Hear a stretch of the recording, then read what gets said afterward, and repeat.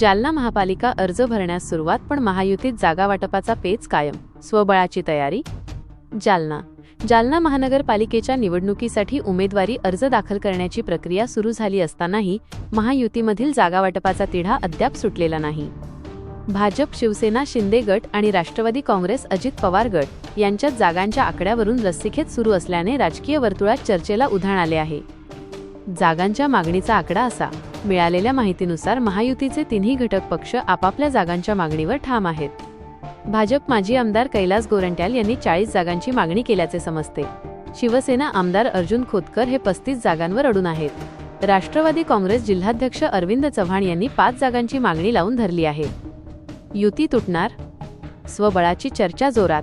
एकीकडे अर्ज भरण्याची वेळ आली असताना दुसरीकडे जागा वाटपाचे गणित जुळताना दिसत नाहीये.